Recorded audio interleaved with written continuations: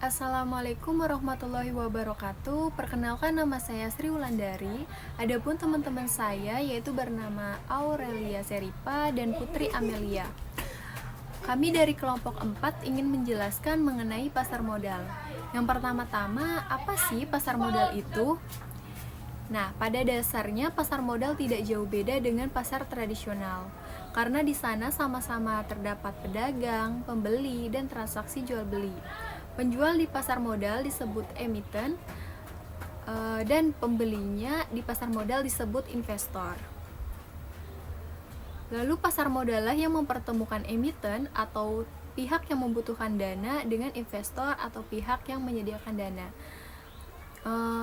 Adapun contohnya yaitu untuk menjalankan suatu perusahaan dan memperluas jangkauan perusahaan, perusahaan membutuhkan dana yang besar, bukan?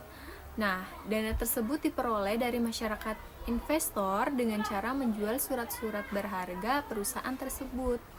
Sehingga pasar modal dapat diartikan sebagai suatu mekanisme yang memungkinkan pertemuan antara penawaran atau emiten dan permintaan atau investor untuk melakukan jual beli modal.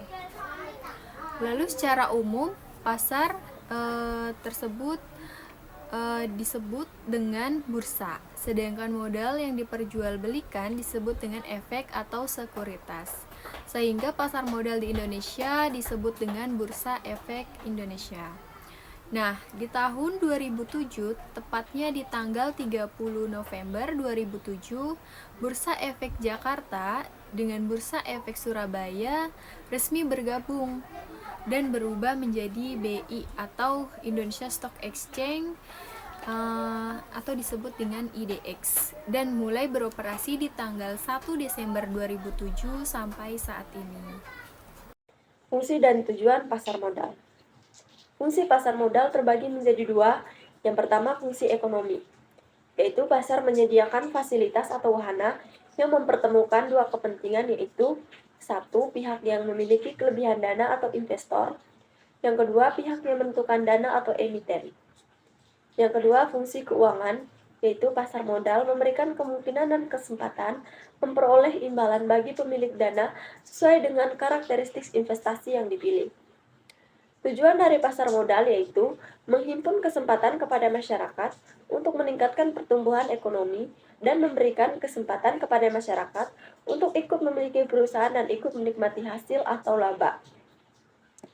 Nah, teman-teman, agar transaksi jual beli di pasar modal berjalan wajar, teratur dan efisien, maka perlu keterlibatan berbagai pihak.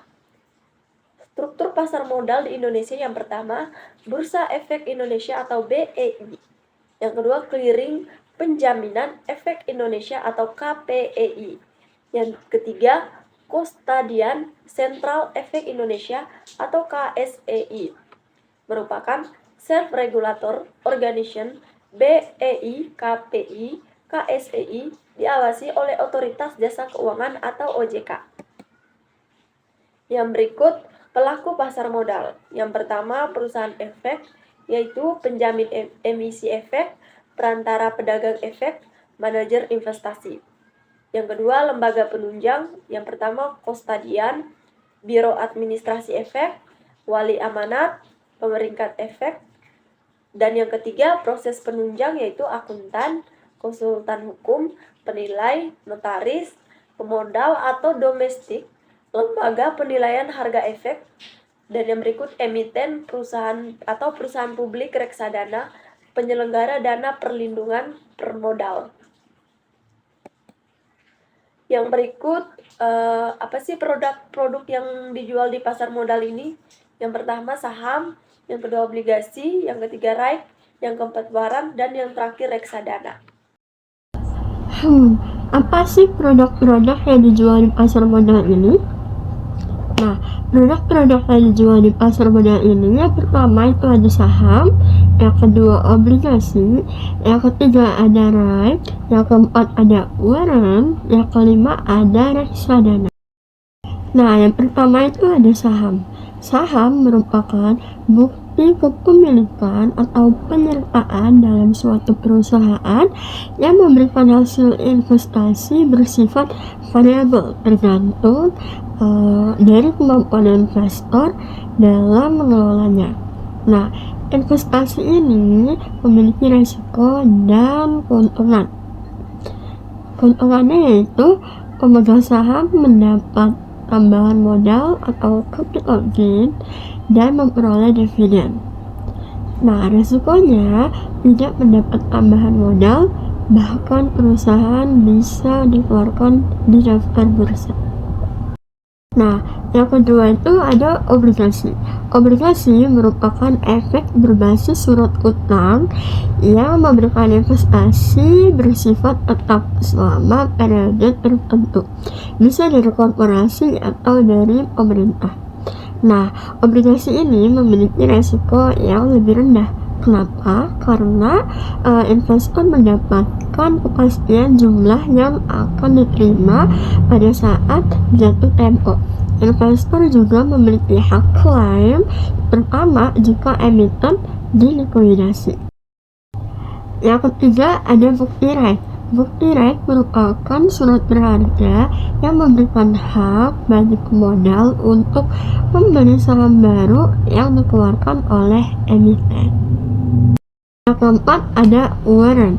Warrant merupakan surat berharga yang dikeluarkan oleh perusahaan yang memberikan hak kepada pemegangnya untuk membeli saham.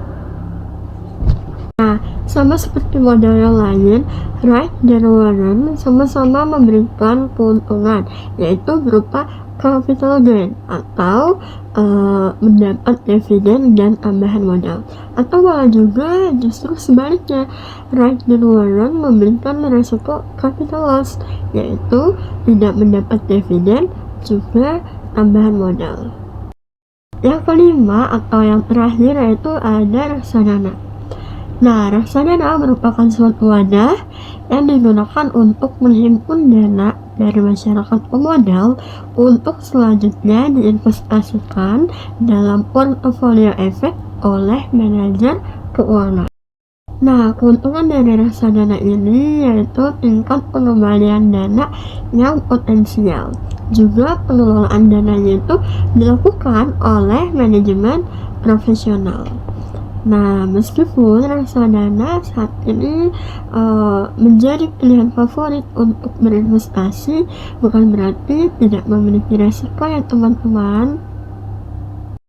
Nah, sebagai penutup, kami ingin menginformasikan bahwa pasar modal atau BEI hanyalah salah satu bursa efek yang ada di seluruh dunia, yang dimana sejumlah uang saling berpindah dari dalam atau luar suatu negara. Sekian presentasi yang bisa kami berikan. Kurang lebihnya mohon maaf. Assalamualaikum warahmatullahi wabarakatuh.